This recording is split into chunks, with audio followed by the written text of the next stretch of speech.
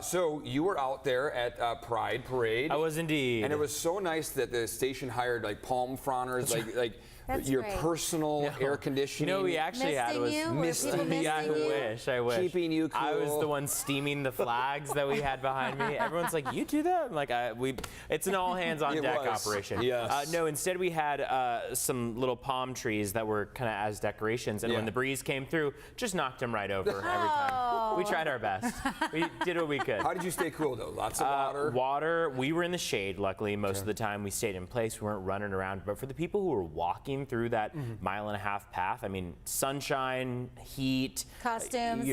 Oh my gosh, there were so many costumes. Yes. So they were all.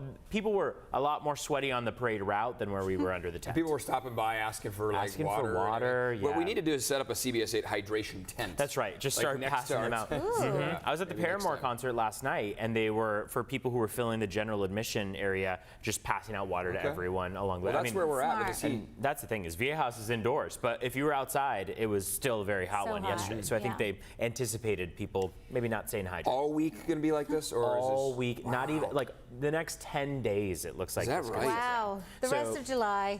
Honestly, July fry, as they say. Meet me at the coast. That's right. That's going to be the place to be. We've got temperatures mostly in the 70s, some low 80s possible along the coastline, but right now it looks like in the 8-day forecast, there is no significant change in sight. In the 10-day forecast, there's really no significant change in sight. Live look outside, a gorgeous, beautiful sunrise that we have on hand. Sunrise coming in exactly 10 minutes. 5:53 is going to be that sunrise, but right now we're at 5:43. Sunset's coming at 7:57. There are those orange and yellow tones that are now bleeding through on the screen. Let's take a look at what we expect for this afternoon. Temperatures are going to be in the 70s for San Diego and Coronado, 77, 78 for National City, 83 in San Ysidro this afternoon. Santee and El Cajon warming their way up to the low 90s. Now, if you're in Santee or El Cajon, you know the drill. You've seen these very hot temperatures come around for essentially the entire last week.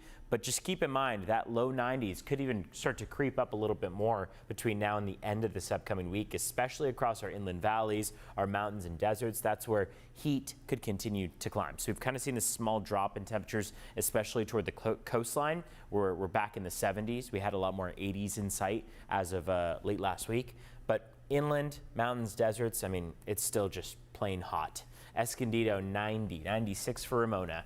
Head off to the mountains and deserts, pretty similar scene there. Campo broke a record over the weekend. They're going for 96 this afternoon. They made it to 106 on Saturday. Mount Laguna 91, Ocotillo Wells, 116 out there. So this is a good way to show you how much cooler the coastline is.